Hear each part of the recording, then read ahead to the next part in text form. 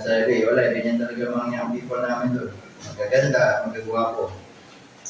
Mga disappointed lang lahat. Mga pamuk. Yung isa walang problema eh. Katabi yung nagpapaypay sa kanya eh. You know, nakakita na ang electric fan, napaypayan pa din. Nung nagparang ako, todo paypay. Kala nila, hindi ko tinitignan ha. Okay, tinapot ko na nga, sabi ko, umayos ka. Okay. Anyway, buksan natin sa Exodus chapter 33 verse 15. Exodus chapter 33 verse 15. Okay, sige po, hindi magtatagal at sikapin natin matapos. Alright? So, summer pa din talaga. Amen mga kapatid? Amen. At, tayo magagawa dyan. Ilayo nga natin ang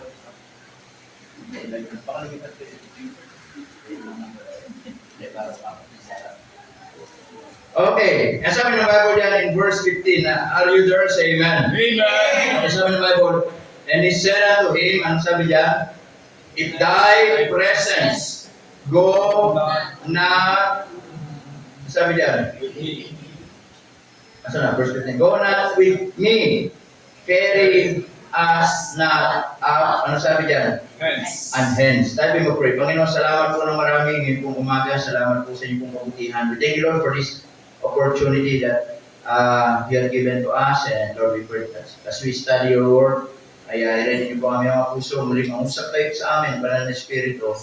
At huwag po kaya na kami uuwi na wala po na mga salita niyong natutunan po namin, Panginoon.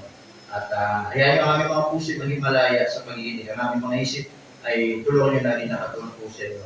Huwag niyo kaya na kung saan ang gawin magagawa, kundi kayo lamang, Panginoon. Sa pangalan ni Jesus kami dumadalangin. Amen. Amen. Amen. Please be seated.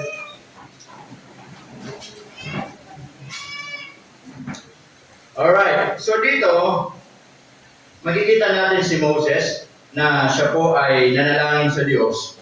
And especially, kung paano niya madala o magabayan itong mga Israelita patungo doon sa lupang pangako.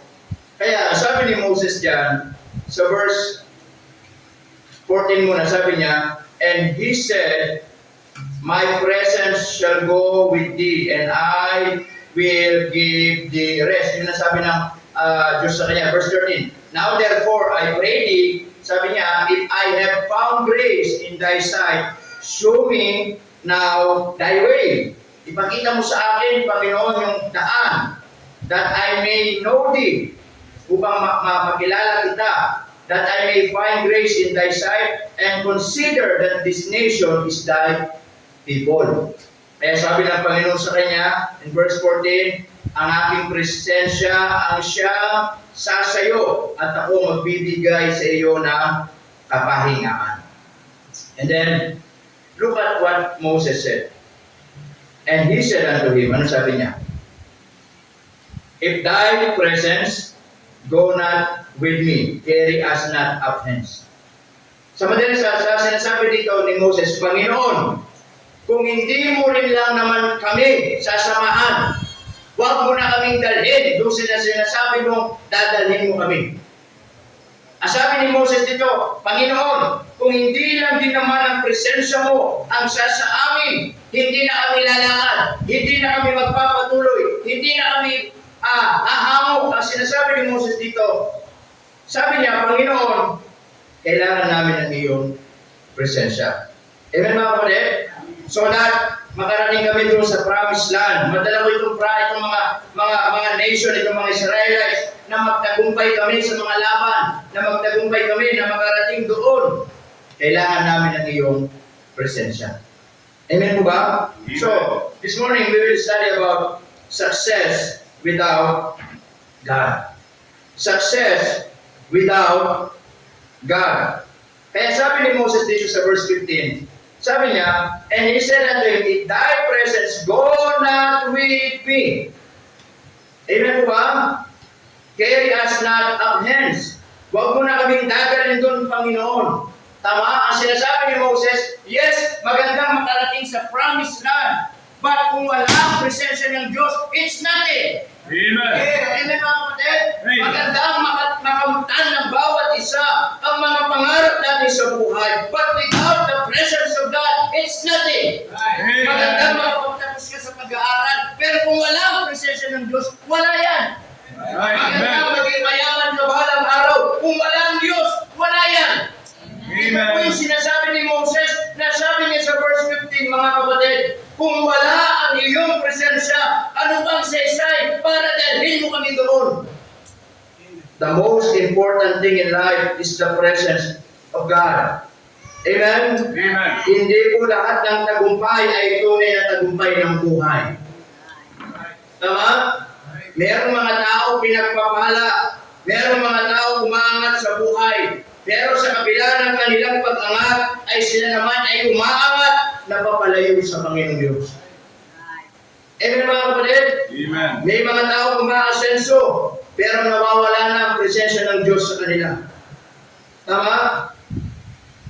At ang nakakalungkot mga kapatid, they thought sa kanilang pag-angat, sa kanilang pag-asenso, ayun na yung tunay na tagumpay sa kanilang buhay.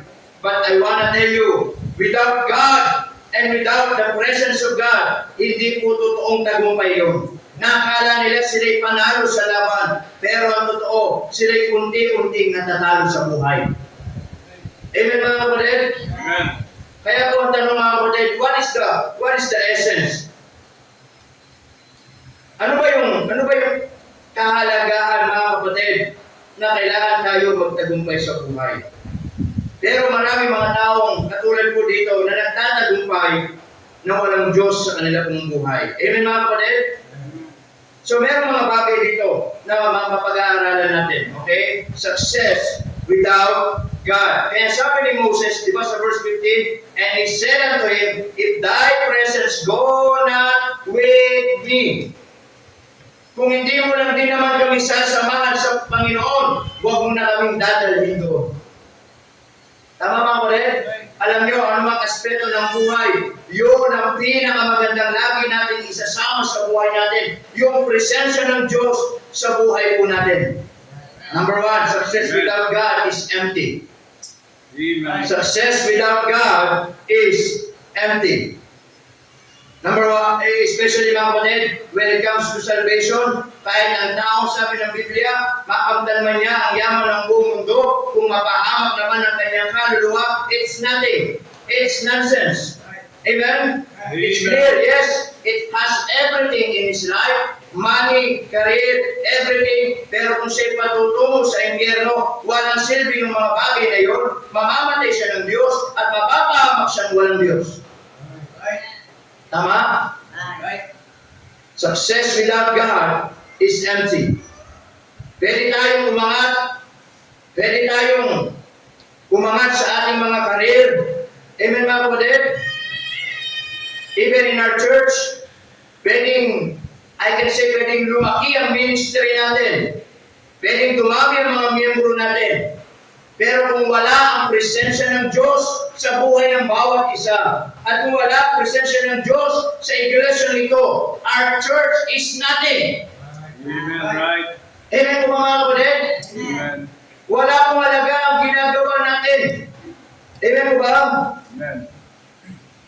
Ang presensya ng Diyos ang pinaka-importante sa buhay ng bawat isa po sa atin. Kung di natin mabubuhay ang taong walang presensya ng Diyos, na akala niya ang mga bagay-bagay dito sa mundo ang magpapasaya sa kanya. Ang mga bagay-bagay dito sa mundo ang nagpupuno ng kanyang mga pangangailangan. Na akala niya okay ang buhay, maraming pera, maraming mga bagay dito ng mundo. Pero kung walang Diyos sa kanyang buhay, yung buhay niya ay empty. Wala pa din. Amen? May pera pero walang kapayapaan. May mga achievements sa buhay pero mga walang fulfillment. May mga pangalan dito sa mundo, pero walang presensya ng ating Panginoon. At tandaan po natin mga kapatid, hindi kayang punuin ng tagumpay ang puwang na Diyos lamang ang makapagpupuno. Amen po ba mga kapatid?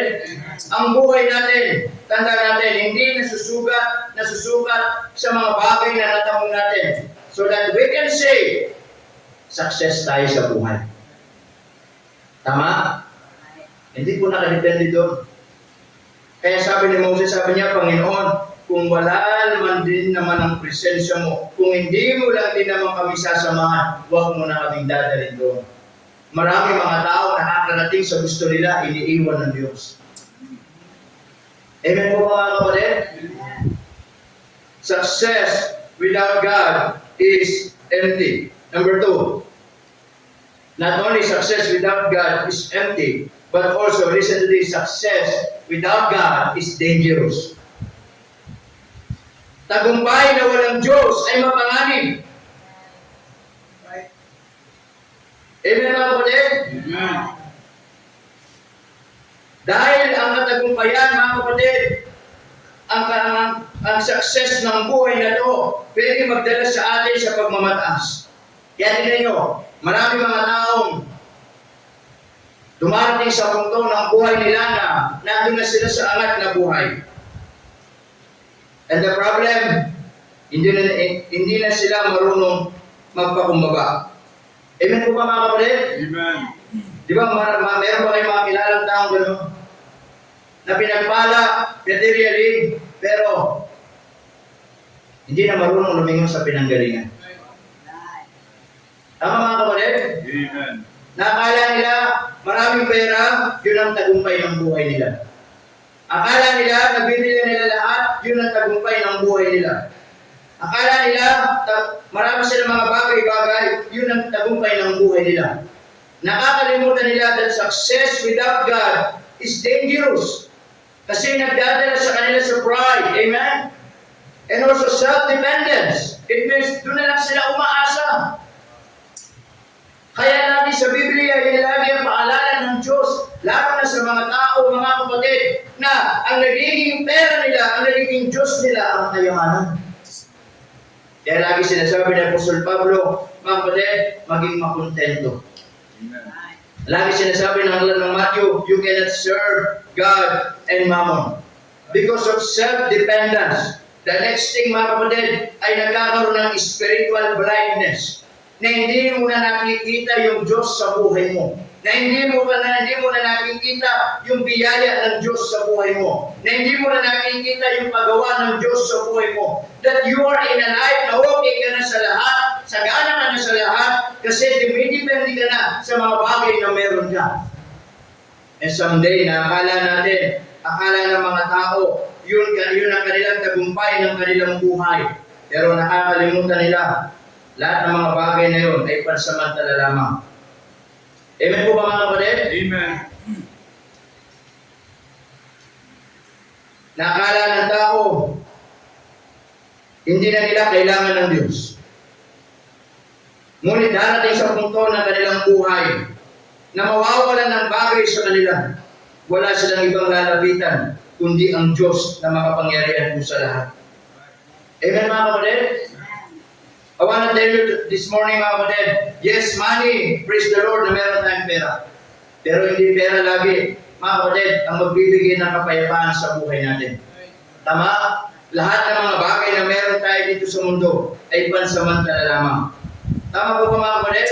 Amen. That's why success without God is dangerous. Kaya yung lagi nating sinasabi, di ba? Yan sa mga young people natin. Tama? There's nothing wrong one day pagpalain kayo ng Diyos. But make sure, kasama niyo ang Diyos sa buhay niyo. Amen. Amen mga kapatid? Amen. Maabot niyo yung mga pangarap ninyo sa buhay na kasama niyo ang Diyos sa buhay niyo. Amen po ba mga kapatid? Amen. Na hindi yung kayo ay pupunta doon sa isang bagay na gusto niyo mangyari sa inyong buhay. Dahil matalino ka, dahil marami kang resources, dahil malakas ka at hindi mo na kailangan ng Diyos. Yes, pwede kang makarating doon. But I wanna tell you, hindi yun ang tunay na tagumpay. Amen mga kapatid? Amen. That is so dangerous for you. Tama? Amen po ba mga kapatid? Kaya marami mga taong nakakarating sa pinupuntahan mga kapatid at nakakalimutan ng Panginoon sa kanilang buhay. I remember the story ng 10 Mike ito. Amen po ba? Na yung 10 may keto, mga kapatid, ang Diyos ay hindi po unfair. Lahat sila pinagaling ng ating pong Panginoon sa Kristo. Tama? Lahat sila pinagaling. At sabi ng Panginoon, sige, pumunta na kayo doon sa saserdote upang ipakita ninyo yung mga sarili ninyo na magaling na talaga kayo at magdi-decide siya na pwede na kayo umuwi sa mga pamilya ninyo kasi that time yung mga may ketong sila ay isolated, hindi sila pwedeng umabiro sa mga pamilya nila para hindi na makahawa. At kung makita nila ang Panginoon, ang sabi ng Bible, sila sumisigaw, sila humingi ng tulong sa Panginoon, nakahabagan sila ng Diyos. At ang Diyos ay kinahabagan po sila. Pero nakakalungkot, yung 10 may ketong, yung 9, ang bilis bumalik sa mga pamilya nila, ang bilis bumalik sa mga sarili ng mga dati nilang buhay. Marami nagtrabaho na ulit yung isa ay bumalik sa mga pamilya niya o anuman. Pero nakalimutan nila kung sino nagpagaling sa kanila. Right. Amen mga kapatid? Amen. Pero yung isa, nagbigay ng halimbawa sa atin. Ang sabi ng Biblia, malayo pa, pero siya lumingon pabalik, lumuhod, nagpatira pa, at sinamba niya ang Panginoon, nagpasalamat sa Diyos. Amen mga kapatid? Na yun ay nagpapakita po sa atin, mga kapatid, na yung 9 na yun, at bumalik sila sa mga dating buhay nila, sila bumalik sa mga dating trabaho nila, bumalik sa mga dating pamilya nila, pero iniwan nila ang Diyos sa kanilang buhay. Still, they will not become successful. Amen mga kapatid? Amen. Pero yung isa, hindi niya muna inisip yung trabaho niya. Hindi niya muna inisip yung pamilya niya. Inisip niya muna sino nagpagaling sa kanya. Tama mga kapatid? Alam niyo, sa buhay natin, mga kapatid, lagi natin tatandaan, huwag natin kakalimutan yung Diyos na nandyan kung saan tayo naroon ngayon. Tama? Bakit ka nakakapagtrabaho? May Diyos na nagbigay ng trabaho sa iyo. Bakit ka nakakapag-aral? May Diyos na nagbigay ng pag-aaral sa iyo. At lagi mong isipin, lahat ng mga yan, kundi dahil sa Diyos, wala yan. Right. Amen. Tama mga kapatid? Amen. Pero kapag magkakamali tayo ng pananaw sa buhay, success without God is dangerous. Kakapahamak natin. Amen po ba mga kapatid? Amen. Number 3. Success without God is short-lived. Lahat ng tagumpay dito sa mundo pansamantala. Tama? Magsabi kayo ng any achievement sa mundo. Tagumpay. Career. Ano ba? Pera. Ano ba? Mga bagay dito ng mundo, mapasali lahat ng bagay. Again, lahat ng bagay na yan, pansamantala. Amen mga kapatid? Amen. And I wanna remind you mga kapatid at yung mga bagay na yan, alam niyo yung mga bagay na yan, hindi naman masama yan. Hindi naman masamang magkaroon ng pera. Magkaroon ng mga bagay dito sa mundo. Tama? Because God allow those things sa buhay po natin. Mga kapatid, una, para hindi natin isisi sa Diyos na nagkukulang siya sa atin. Tama? Pangalawa, binibigay ng Diyos sa mga bagay na yan para maunawaan natin na tayo lamang ay katiwala. Amen po mga kapatid? Dahil naunawaan ng Diyos na may silang ang buhay natin dito sa mundong ibabaw na ito. Kaya binibigay ng Diyos yung mga bagay na yan. Listen to this, hindi para lumayo ka sa Diyos, kundi para lalo kang mapalapit sa Diyos. Amen. Tama mga kapatid? Ikay nag-aaral, mga kapatid ng Diyos, tinutulungan ka sa iyong pag-aaral para lalo kang mapalapit sa Diyos. Tinutulungan ka ng Diyos sa iyong trabaho para lalo kang mapalapit sa trabaho mo. Tinutulungan tayo ng Diyos sa mga bagay-bagay na meron tayo sa buhay natin. Hindi para mapalayo tayo sa Diyos, para lalo tayo mapalapit sa Diyos. Amen. Tama mga kapatid? Amen. Kaya di lagi nating paalala and also reminders, di ba? Lagi sa mga especially young people, amen? That someday the Lord will bless you, amen? Matapos kayo sa pag-aaral, magkaroon kayo ng magandang trabaho, pero sana lagi yung huwag ninyong kakalimutan mga kapatid na yung mga bagay na yan ay inaalaw ng Diyos. Hindi para mapalayo ka sa Panginoon. Hindi, mapalapit ka sa Diyos. Amen. Right. Amen mga kapatid? Amen. That's why ngayon pa lamang, you can make a deal with God. Amen, Lord. Gusto ko makatapos sa pag-aaral. At pag nakatapos ako, lalo ko magtatapat sa iyo. Lalo mo akong gamitin habang nag-aaral ako. Ano man ang pagpalain mo sa aking buhay, hindi ako lalayo sa iyo. Tama mga kapatid? Amen. Lagi isama niyo ang Panginoon. Amen. Tama? I tell you, hindi ka mabibigo sa Panginoon. Amen. Amen po ba mga kapatid? Amen. Kasi lahat ng mga bagay na yan, any achievement in this world, any career in this world, possession, ano man yan? Pansamantala lang lahat ng mga bagay na yan. Amen. Yung position mo, mawawala yan. Darating araw, ganito kataas ang position mo, pero darating ang araw dahil sa edad mo, hindi mo na kaya gampanan, babalik ka sa dati. Naintindihan niyo mga ulit? Hindi habang buhay ang position eh. Manager ka. Darating araw, hindi ka na magiging manager. Kahit gusto mo ba, hindi na kaya ng edad mo.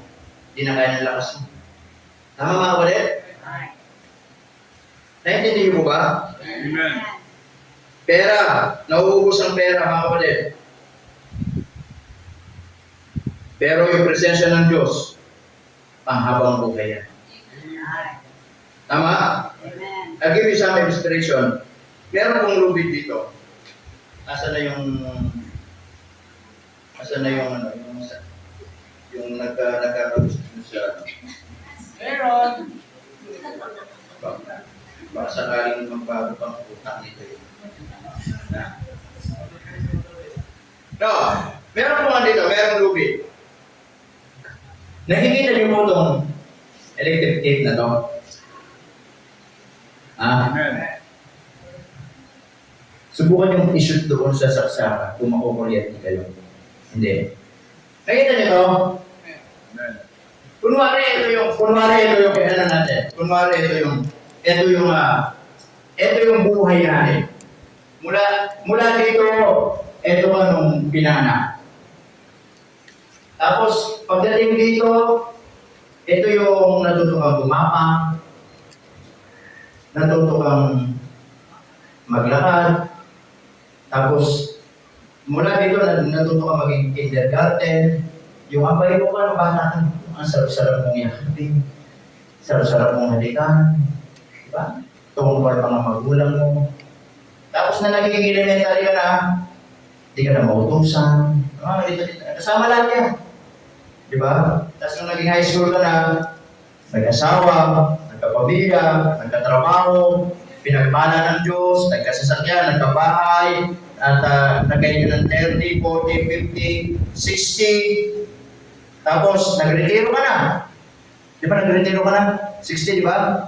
O, tumatanggap ka ng mga pension. Tuloy-tuloy natin. Ang sabi ng Bible, ang buhay natin, nag-70 na lamang. Pag lumampas, bonus ng Panginoon. So, nandito tayo, nasa 70 na tayo. After 70, nag-80 ka na. After 80, namatay ka na. Hanggang dito na lang. Maraming mga taong pinagpapalit nila yung buhay na ganito lang kaisip. Samantalang ang buhay ng pangako ng Diyos, eternal na pakahaba. Amen. Amen. Ito yung pangako ng Diyos sa atin. Dito natin ibigay yung buhay natin, yung mga bagay na panghabang buhay. Yung mga bagay na hindi nauubos. Yung mga bagay na tunay na tagumpay ng buhay. Nakala ng taong buhay ay mahaba. Ang kala ng taong buhay ay enjoy ang buhay. Ang buhay natin dito sa lupa. Ganito na. Huwag Amen. natin ipagpalit sa pangako ng Diyos. Napakaganda ng buhay sa bawat isa sa atin. Amen mga kapatid? Amen. You imagine, mula ipinanganak ng mamatay, dito ka na. Lahat ng mangyayari sa'yo, nandito lang. Nakapagtapos, nakapag-asawa, nakapag-aral, yumaman, maraming pera, matas ang posisyon. Ganito lang yan dito sa lupa. Amen. Naunawa niyo mga kapatid? At nakakalimutan na pagkatapos ng buhay dito, dapat dito natin ikuha lahat ng buhay natin. Yung buhay na mahaba, na yun ang pangako ng Panginoon. Amen mga kapatid? Kaya po, success without God is short-lived. Tama? Kung hinahabol ng tao ay yung mga temporary success, pero nawawala yung mga eternal success, eternal blessing. I want to tell you then, we are just wasting our time. We're just wasting our life. Mabuhay tayo marangyan sa mundong ibabaw, but after this life, then harap tayo sa Diyos, it's nothing. Wala tayong iyaharap, wala tayong paglilingkod na ginawa. Nakala natin yung buhay natin ay yung dito na, tagumpay na yung buhay natin dito. Pero ang tunay na tagumpay ng buhay, mga kapatid, ay yung harap tayo sa Diyos, meron tayong mukhang iyaharap. Amen. Amen po mga kapatid? Amen. Huwag nating ipagpapalit yung mahabang buhay dun sa eternal life. Kaysa dun sa mga maiksing buhay lang dito na ginugugol natin. Nakakala ng tao ito na yung tagumpay. Pero nakalimutan lahat ng bagay, pansamantala lang. Amen po ba? Amen. Number 4, success without God is deceptive. It means, mga kapatid, pag hindi tayo nag-ingat, minsan ginagamit ng kaaway yung word na success para ilayo tayo sa Diyos. Amen mga kapatid?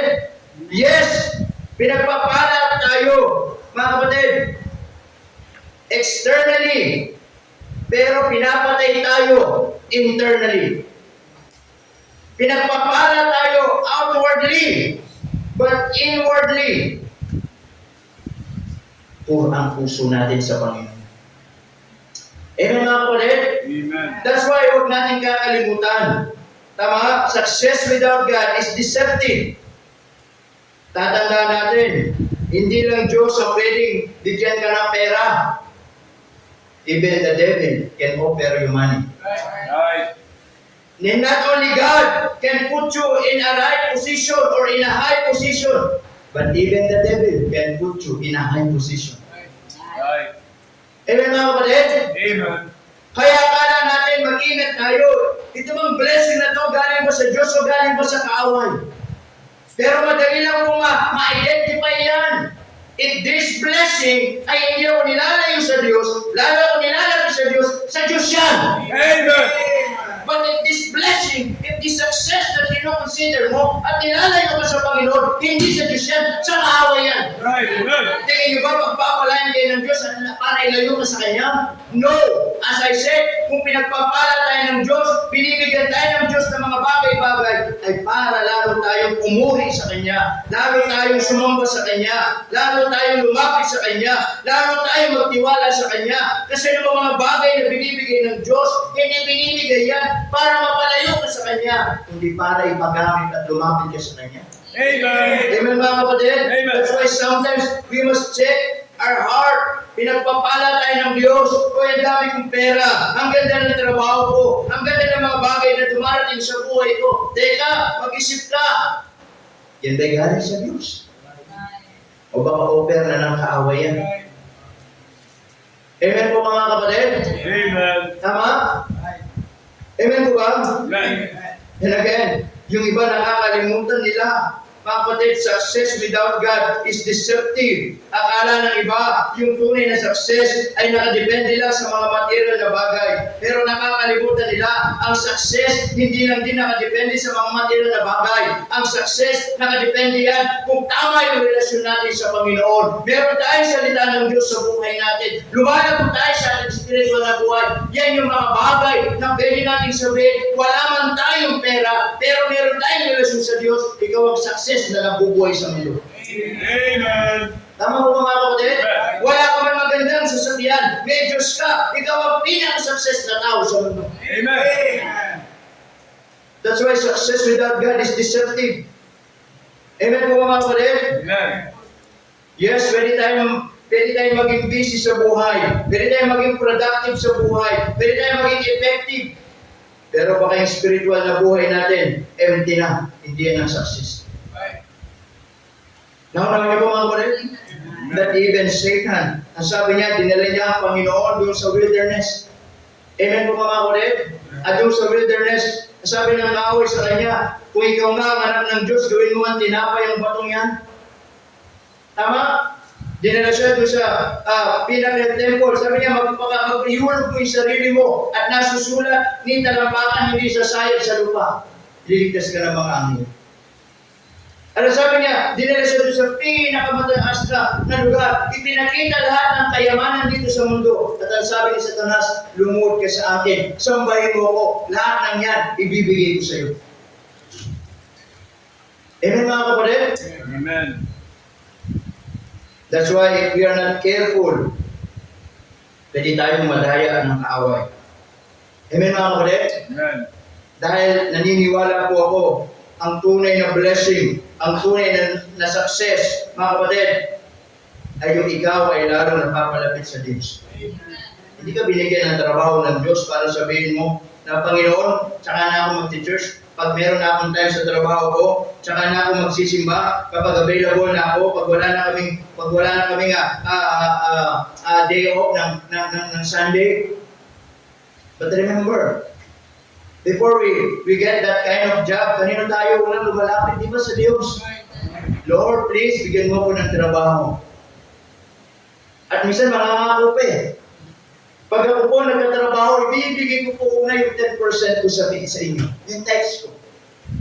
Tapos, lagi po ako magsisimba, lalo ako magtatapan. Binigyan ng Diyos ng trabaho. Doon na nagsimula. Hindi na nagsisimba. Amen mga kapatid? Tama po ba? Hindi na nagpakita. What is the point mga kapatid? Sometimes, we must be careful. Amen? Tama po ba mga kapatid? Dahil akala natin Diyos pa din palang nagpapala sa atin, pero hindi na pala. That's why maging maingat tayo. Check natin mabuti. Amen mga kapatid? If this blessing ay lalo kong ginagamit ng Diyos, dahil galing sa Diyos yan. Amen. Pero kung ito yung blessing na to, naging hindrance na, hindi ka na nakaka-church, hindi ka na nakaka-gawi sa mga gawain sa Panginoon, then hindi na sa Diyos yun.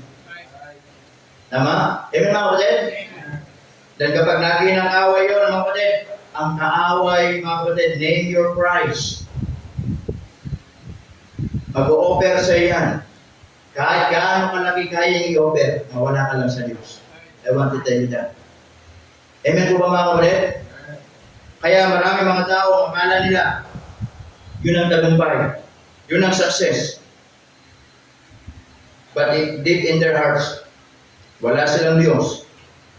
Na malayo sa Diyos. That is not, mga kapatid, the right success for them. Amen? Amen. Lastly, listen to this. Success without God is not true success. Amen. Amen? Amen. Ang katagumpayan na walang Diyos ay hindi totoong katagumpayan. Hindi basihan ng Diyos ang success mo sa tao. Hindi naman tatanungin ng Diyos, mga kapatid, gaano na karami yung naabot mo? Gaano na kalaki yung naabot mo? Gaano na karami yung naipundar mo? Hindi naman tatanungin ng Diyos yun. Alam niyo kung ano itatanong po ng Diyos? Ganito po. Kasama mo ba ako? Tama? Kasama mo ba ako? Katulad ni Moses, sabi niya, kung hindi mo rin kami sasamahan, kung wala na naman din yung presensya mo sa amin, sabi niya, huwag mo na kaming paalisin. Dito na lang kami. There's no sense. Pupunta kami doon at wala ka naman doon. Sana ganoon ang gawin natin. Amen mga kapatid? Na tayo sasabihin natin, Panginoon, kung hindi mo rin din namin kami sasamahan, at kung wala ka rin din naman sa amin, hindi kami alis. Ang sinasabi lang dito mga kapatid, ang tunay na tagumpay ng buhay, lagi from the start, in the middle, at doon sa finish, kasama natin ng Diyos. Amen. Amen po ba mga kapatid? Kung paano ka nananalangin sa simula, Panginoon, kailangan kita, tulungan mo ako, makapagtrabaho ako, at binigyan ka ng trabaho ng Diyos. At kung sa middle, nandun pa rin yung prayer mo sa Panginoon. Lord, may trabaho na ako, tulungan mo ako, na hindi ko mapabayaan yung mga ministry ko, hindi ko mapabayaan yung paglilingkod ko, at matapos mo yung trabaho mo, trabaho mo, Lord, salamat, hindi mo ako iniwan, nakarating pa rin ako sa pinupuntahan ko, hindi mo ako pinabayaan. Amen. Amen mga kapatid? Amen. Marami kasi mga tao, minsan kapag nakuha yung prayer, nakakalimutan ng Diyos. Marami kasi mga tao, kapag nakuha yung hiningi sa Diyos, nakakalimutan ng Panginoon. That's why ang Diyos minsan, sinusubok tayo before and after the prayer was answered. Tama mga kapatid? Right. Nalala niyo si Abraham? For how many years bago siya binigyan ng anak? Tama? Then binigyan siya ng anak itong si Isaac. Could you imagine? That time, Isaac, he was 25 years old. And then sabi ng Diyos sa kanya, pumunta ka doon sa bundok, ialay mo yung anak mo. Ano mag-iisip ni Abraham? Lord, for how many years pinag-pray namin magkaanak kami. Hiningi namin. Then eto na, sasabihin mo, papatayin ko yung anak ko. Amen mga kapatid? But because Abraham, nandun yung puso niya na siya'y sumusunod at nagtitiwala sa Panginoon, sige, dinala niya yung anak niya doon sa bundok. At sabi niya din sa kanya mga kasama, sabi niya, dito lang kayo, hintayin mo kami dito, hintayin mo kami, nababalik kami. That's faith. Yeah. Amen. Tama? Amen. Wala namang ibang kasama si Abraham eh. Siya lang ang aakyat doon sa bundok. Kasama ni Isaac. Sabi niya sa kanya mga kasama, hintayin niyo kami, babalik kami. That's faith. Habang umakyat sila, nagtatanong marahil ang kanyang anak, nasaan ang alay? Nasaan ang tupa? Ang sagot ni Abraham, mga kapatid, sabi niya, God will provide. Amen. Amen po mga kapatid? Amen. Marahil, nakakalo pa rin yung kaisipan ni Abraham na marahil, sinasabi niya, Panginoon, ito na ba yun? For 25 years lang, nakasama ko yung anak ko, tapos sasabihin mo, papatayin ko na. Nandun na sila sa bundok. Sabi ni Abraham, humiga ka. Humiga si Isaac, tinali. Then nung akmang sasaksakin, sabi ng angel, stop it. Huwag mong ituloy. Ano sabi sa kanya? Nakita ulit yung iyong katapatan. Amen. Nakita nyo, what is the point? Minsan, hindi lang tayo sinusubok ng Diyos na kapag tayo humingi sa Kanya, ibinigay sa atin. Minsan, sinusubok din tayo ng Diyos na kapag yung mga hiningi sa atin ay gustong kuhanin ng Panginoon, ay kung nandun pa rin yung mga pagtitiwala natin sa Panginoon. Kaya nga yung mindset ni Job, di ba? Ano sabi niya? Ang Diyos ang nagbibigay, ang Diyos ang nag-aalis. Amen. Tama po mga kapatid? Amen. Ubad akong dumating dito, ubad din akong babalik sa Kanya. Tama po mga kapatid? The point is this mga kapatid.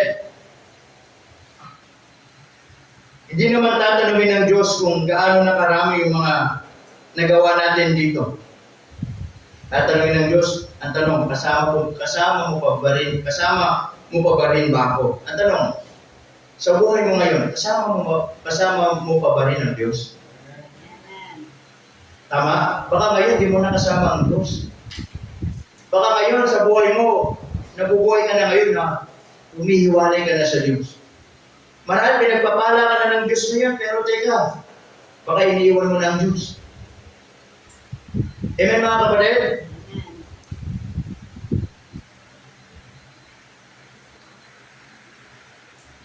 Ang sinasabi ni Moses, mas pipiliin niya yung wilderness with God kaysa promised land without God. Amen mga kapatid? Amen. And so many of us, so many Christians, they want promised land even without God. Sapagkat doon sa promised land, nandun yung mga wild, nandun yung mga ani, ang lalaki ng mga ubas, saganang pagkain, wala silang problema, pero walang Diyos. At kung kaysa naman, at doon naman sa disyerto mga kapatid, mainit, walang inumin. Pero nandoon ang biyaya ng Diyos, yung mga Israelita, kapag gabi, merong pillars of fire na nagbibigay ng init sa kanila. Amen mga kapatid? At kapag naglalakbay sila, merong pillars of cloud na nagbibigay ng shade para hindi sila mainitan. At kapag nagugutom sila, merong manna from heaven na uhulog yung tinapay at masaya silang kumakain. Kapag nauuhaw sila, merong mga tubig na bigla na nalilitaw at nakakainom sila. Amen mga kapatid? Amen. So anong gusto niyong buhay?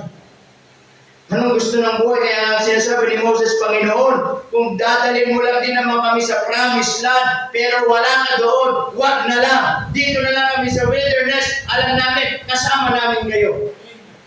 Marami mga tao, they want a life with comfort, yung comfort zone, convenient life na kahit walang Diyos. At may mga tao, kahit nahihirapan ng buhay, masaya sila, kasi alam nila, kasama nilang Diyos. Amen mga kapatid? Hindi mo kailangan ng tagumpay na walang Diyos, mga kapatid. Ang kailangan natin, ang presensya ng Diyos. Amen. That even yung life natin ay simple lang, basta may Diyos, okay lang. Amen. Amen, mga kapatid? Amen. Alam mo, kahit ang buhay ng Kristyano, kahit simple lang, pero may Diyos, masin. Tama po mga kapatid? Mas mabuting kasama natin ang kaunti na kasama ang Diyos kaysa marami ang kasama na walang Diyos. Amen mga kapatid? Amen. Mas mabuti ang tahimik na buhay na may presensya ng Diyos kaysa iniingay yung tagumpay na wala naman ng Diyos. Tama po ba mga kapatid? Amen. Alam niyo tayo mga mananampalataya, mga kapatid, maging tahimik lang tayo na kasama natin ng Diyos. And one day, ang Diyos ang siyang mag-iingay sa tagumpay ng buhay natin. Amen. Tama po ba mga kapatid?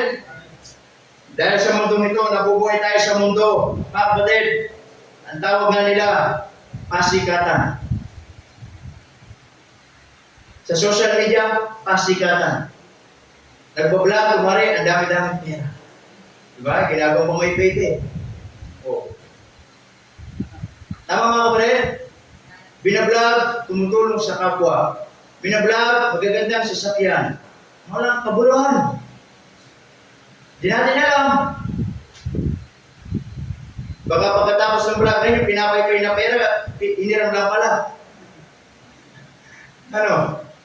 Hindi, alam nyo, yan ang buhay ng mundo natin ngayon. Parang yan. Pasikatan. Amen mga kapatid? Kakain sa mga mamahaling restaurant, kailangan nakabidyo pa. Tama po ba mga kapatid? Ang iingit ano? Tama? Okay lang iba kahit nagmamighty. Ha? Minsan na naman ka yan. Namunta ka na yung mga minamighty na ulam. Yan ang mundo natin mga kapatid. But nakakalimutan nila, hindi yun ang pinaka-realidad ng buhay. Tayo mga Kristyano, kaya natin mabuhay kahit simple. Pero kasi hindi nyo na ba kaya kumain ng tuyo? Ha? May problema kasi sa mga young people ngayon.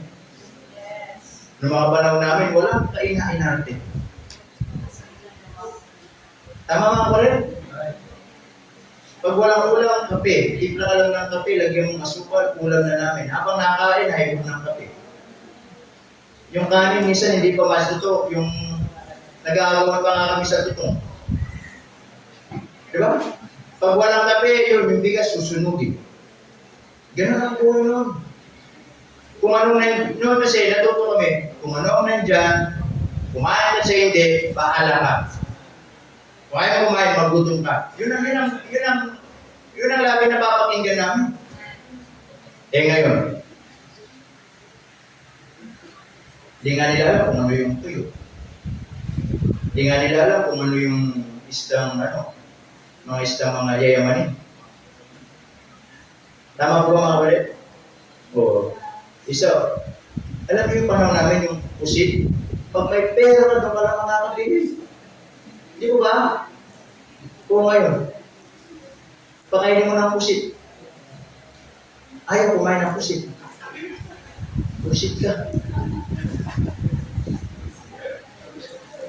Ganyan mga bata ngayon, di ba? Pero alam niyo mga bata, turuan niyo yung sarili ninyo. Matuto kayo kumain kung ano yung minsan hindi nyo pa nakakain. Darating ang araw, hindi natin alam kung ano magiging buhay natin. Naging natin nga ngayon, baka darating ang buhay, hindi ka ganun kayaman, masanay ka. Kaya tingnan yung mga taong sanay sa hirap, pag pinagpala, pag bumalik sa hirap, sanay pa rin sa hirap. Yung mga taong lumaki sa sarap o sa meron lahat, pag naghirap, ang hirap, mag-adjust. Tama mga kapatid? Oo. Amen po ba? Tingnan nyo, mga matatanda ngayon, di na naghahanap ng mga kung ano ng pagkain niya, gulay-gulay, age niya. Di po ba? Brother Rex, di ba? Gulay yan eh. Oo. Pupul na kita ko na kayo ng buang palay. Kaya nga na pakit dyan ah. Oo. Ayan, nagluto nyo ng pakit para. Di ba? Hindi, mga noon. Kasi yun ang kinakasanayan. Lalo naman siguro ako, hindi naman na naitatanong. Ang kinalakihan ko, basta nakita kong kinakain, kakainin ko din. Kahit anong gulay yan, kahit anong talbos yan, kahit, di ba? Kaya tingnan mga bata noon, hindi uso yung mga merienda panahon noon. Noon nga, pag may lagnat, Skyflex lang at Royal eh. Yung gamot. Oo nga. Ay, maniwala ko lang gamot noon. Kaya noon, gusto ko lagi nilalagnat ako noon eh. Kasi yun lagi nabili ng lola ko eh. Tapos yung nakabote pa, minsan naka-straw.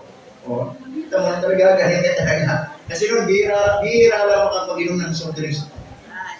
O, di ba? Tingnan yung mga bata, yung mga bata, pag nagugutom,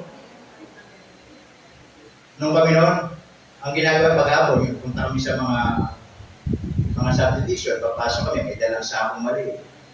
Akit kami sa mga puno, mangga, mabolo, chesa, yun ang mga merienda namin. Kaya tingnan, ang alalakas ng mga katawan namin. Ngayon, mga bata ngayon, anong merienda? Milk tea, matcha, Sprite. Dili mo ng tinapay, kailangan may palaman. Kaya tingnan, pagbuhatan mo lang ng tubig, bigat. Diba? Pagbuhatan mo lang yung walis ng buo, bigat. Wala pa lakas. Yung mga bata noon, ang gagalang. Mga bata noon ngayon, ang gugulang. Yung tutusan mo, kung anong sukli, balik. Ngayon, pag inutusan mo, huwag ka na mag-expect na may sukli. Wala nang sukli. Gugulang ng mga bata. Tama? Yan ang mga bata. Di ba? But the point is this, mga kapatid. Sometimes, let us learn how to live simply with God. Amen. Than to live everything na meron ka, pero wala namang Diyos. That's not a true success. Amen mga kapatid? Kaya umaga, just a reminders po sa atin. Success without God is empty. If you are not saved, if you don't have God, kahit meron ka lahat ng bagay, you are still empty. Amen. You need God. Amen? Amen. Kailangan mo pa rin ng Diyos sa iyong buhay. Amen. Success without God is dangerous. Tama? Mapanganib. Ang buhay na walang Diyos. Nakakala natin ang mga bagay na meron sa atin, okay na tayo. But without God, it's too dangerous. Amen? Kasi mga bagay na yan, minsan, yan ang mga magtuturo sa atin. If we are not careful, tuturo tayo maging mapagmataas. Tuturuan tayong maging makasarili. Tuturuan tayong umamak sa kapwa-tao. Ito yung mga maraming pera. At pera sinasamba. Wala nang kilalang kapitbahay. Wala nang kilalang kapwa. Amen mga kapatid? Tama po ba? Na dati mga panahon na walang makain, ikaw nagbibigay sa kanya ng ulam. Mga panahon na walang pera, ikaw nagbibigay sa kanya, nung pinagpalabay, uyo ka na. Yun ang nagagawa kasi ng pera. Amen po ba mga kapatid? Kaya na kapag hindi sila naging maingat, minsan, yun nga, ang pera, it can, mga kapatid, destroy the good relationship. Minsan, sa mag-aasawa, magkakapatid, magkakapamilya, magkakamag-anak, minsan pera ang nagiging dahilan. Tama po ba mga kapatid? Tama po ba? Eh di ba sabi ko, kung gusto niyo mag-iwan sa inyong mga anak na hindi nila pag-aagawan, huwag kayamanan, utang. Yun ang gawin niyo, sigurado yan, hindi nila pag-aagawan. Di ba? Pero pag kayamanan, mag-aagawan nila yan. O hindi, sa akin to, o sa akin itong lupa, o sa akin pisak yan. Yaway-yaway din, no?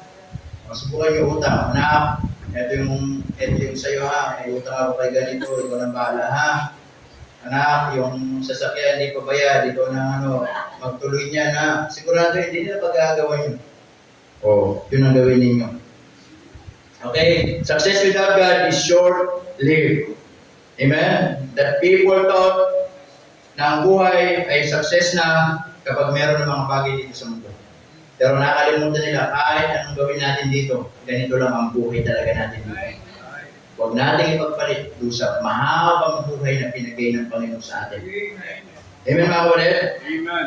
Success without God is deceptive. Tama? Maging maingat. Akala natin itong success ay galing sa Diyos. Pero nakakalimutan natin, baka galing na pala sa kaaway yan.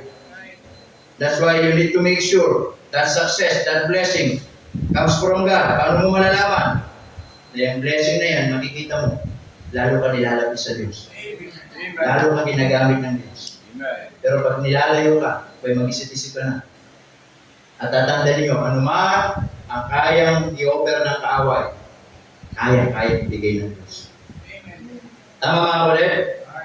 When it comes to material blessing. Tama? But the purpose, binibigay ng Diyos yung mga blessing na yan sa atin para mapalapit sa Kanya. Ang kaaway, binibigay yung mga blessing na yan para mapalayo sa Diyos at mapalapit ka sa Kanya. Amen mga kapatid? Number 5, success without God, listen to this, is not true success. Ang basihan ng tunay na tagumpay, hindi nakadepende sa mga bagay na meron tayo sa buhay natin. Ito ay nakadepende kung gaano lumalalim ang relasyon natin sa Panginoong Diyos. Amen mga kapatid? Amen. That even you have everything and without God, you are still empty. But if you don't have everything pero meron ng Diyos, kumpleto pa rin ang buhay mo. Amen mga kapatid? Amen. Kaya tanong ngayong umaga, gusto niyo ba ng success? Katulad ni Moses, sabi niya, Panginoon, kung hindi mo din naman kami sasamahan, huwag mo na kami dalhin doon. Sana sa buhay natin, like Moses, Lord, anumang bagay na gusto namin mangyari, gusto namin, samahan mo kami. Tama? So that anumang mga bagay na meron kami, magtagumpay balang araw. Tayo po natin tumayo. Tayo po manalangin sa Diyos ng umaga. Let's pray. Sana pumagay, naintindihan natin yung mensahe ng Panginoon at nais niya pong itulog po sa atin. Let's pray. Dakilang Diyos, naming Ama na makapangyarihan, marami pong salamat, Panginoon, yung pong umaga dito ang pinagkalagay po sa amin. Lord, we pray that you bless us and also thank you for reminding us about success without God. Minsan sa buhay namin, nakakalimutan namin, Panginoon, na mabuhay, nakakala namin ang buhay namin, Panginoon, ay patungkulan sa mga bagay po dito sa mundo. At nakakalimutan namin ang tunay na tagumpay ng buhay ay nagmumula po sa inyo. Katulad ni Moses, sabi niya, Panginoon, kung hindi mo rin din naman kami sasamahan, huwag na kaming aalis. Sana, katulad ni Moses, Panginoon, kung hindi mo rin naman kami sasamahan, wala rin halaga kahit ano makamtan namin sa buhay. Mabot man namin yung pangarap namin, kung wala kayo, Panginoon, wala pa rin halaga. Kaya, Panginoon, tulungan niyo po kami sa sandaling ito. Habang ating mga ulo nakatungo, mga mata nakapikit, marahil ang Diyos nangusap po sa atin ngayong umaga at nais natin lumapit sa Kanya at manalangin. At marahil, kumusta po ang buhay natin ngayon? Kasama mo pa ba ang Diyos sa paglalakbay ng buhay mo? Kasama mo pa ba ang Diyos sa trabaho mo ngayon? Kasama mo pa ba ang Diyos sa pag-aaral mo? Kasama mo pa ba ang Diyos sa mga plano mo?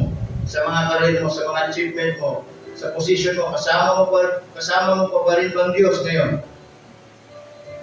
O baka hindi kayo pinagpapala ng Diyos at inaiiwan mo ng Diyos sa buhay mo. Yan ay hindi tunay na tagumpay.